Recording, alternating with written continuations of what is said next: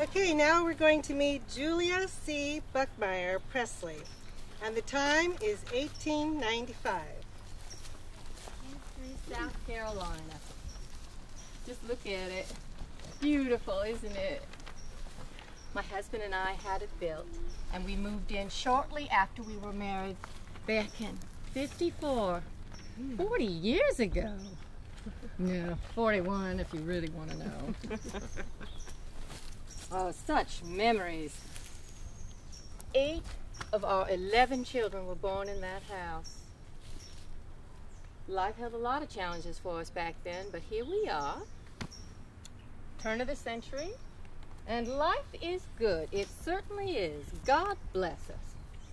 Oh, you laugh. Here I've been complaining to you about the judge going off on that infernal camping trip yesterday that he does every summer with the gang. At least this time I had enough sense not to go with him.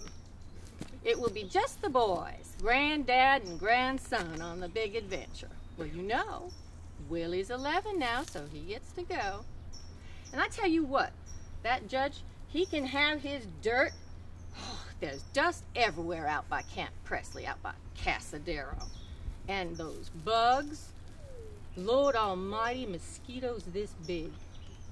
And the hard ground to sleep on. No, thank you. I am perfectly content to stay right here. Matter of fact, I was able to get a lot of organizing done up in that attic without the distractions of John present.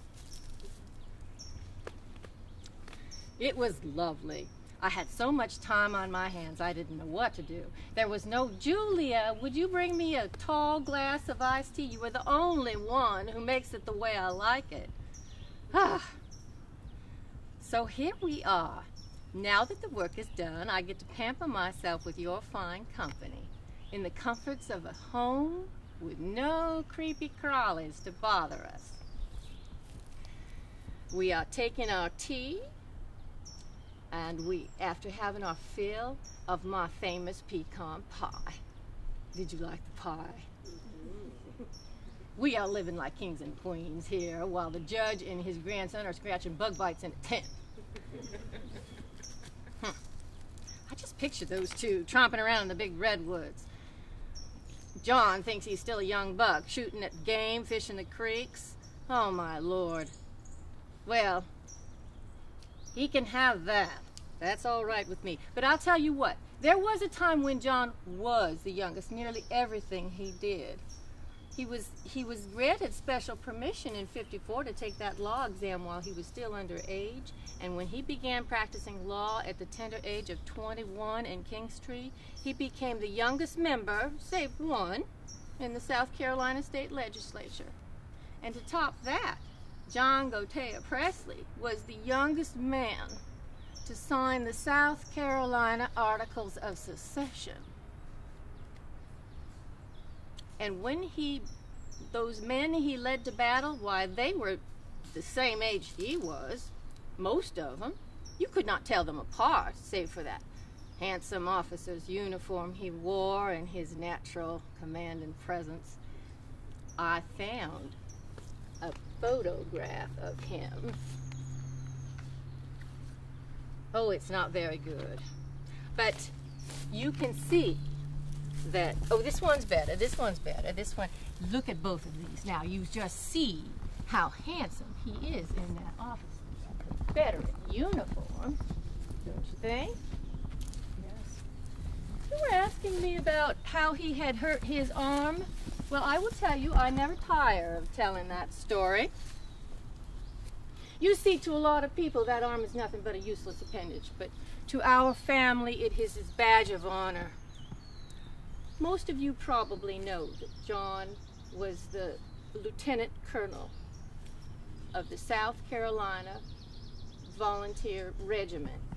He led his regiment through many brave battles, and they saw a lot of dangerous action. Well, during the defense of Petersburg, I received word that he had been shot and badly wounded at a place called Walthall Junction on the bank of the Appomattox River in Virginia. For a long while, I did not know whether he was alive or dead. It was truly unbearable. All I knew was that he'd gone down in battle, and when his compatriots stopped to aid him, he urged them, leave him where he fell and continue the charge. That's the kind of man my husband is. Later we learned that he would have to have his arm amputated, but the doctors, in their good wisdom, performed a new surgical procedure and they were able to save his arm. Glory be. Well, thank goodness the war is all behind us now, and that ill-conceived reconstruction of our brave South. I tell you what, it was very hard times. By '69, our family could not make a decent living, so we pulled up all our roots and we moved to California. I tell you what, moving to California and bringing that entire Pressley family was no small matter. Why, it was not just our children, but John's mother, Sarah, his sister, his 3 brothers, and their entire families came with us too. And oh, I have to show you this. I couldn't believe it, but I remember the trip. This steamer ship, this image here, shows you the steamer ship that brought us from Panama to San Francisco. That was called what was it called? The Montana. There it is. That was quite an adventure. Quite an adventure. But arriving here, I must say, the folks in California gave us a warm welcome, and we are eternally grateful. Despite the fact that Californians are pro-union,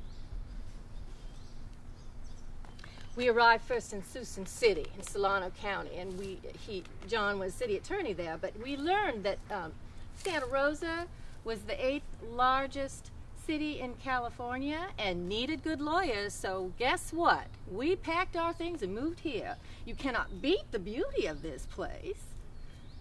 What year was that? 1873, because that was the year that they built the First Baptist Church on B Street out of, believe it or not, out of one single redwood tree.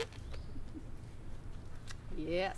And at my urging, John quickly became Baptist church deacon, superintendent of the Sunday schools, and the community here just, I mean, they saw what a good leader he was, and he became county judge in just 2 short years after we moved here.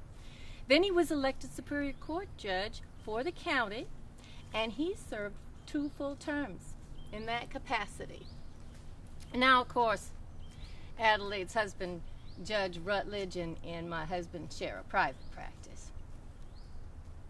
Mrs. Keegan, I saw how quickly you finished eating. I bet you were positively aching to have more of my pie. I tell you what, I made 3 of them. You take 1 home with you. No, Adelaide, I'm afraid not. I promised the 3rd pie already to Ralphine McDonald. She's my good friend from Natchez. Do you know she's going to be having me for tea tomorrow? And who else is going to be there? This is interesting. The wife of the other first elected Superior Court judge. You know who that is? Mrs. Jackson Temple. Wasn't that something? That'll be something. Adelaide Ruttledge, settle down. I will remember you and your good husband next week when I do my bacon. Say, look how dark the sky is getting. I smell rain coming.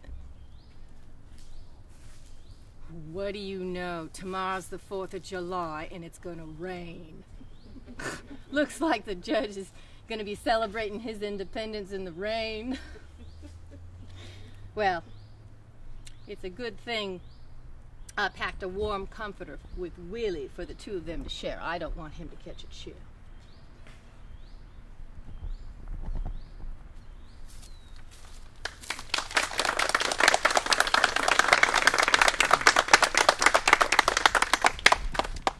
On the evening before his death, it was indeed a rainy 4th of July at Judge Pressley's encampment. Judge Pressley, who was a superb storyteller, was one of the merriest guests at dinner at Mr. Legro's tent. Legros had served in the Union Army.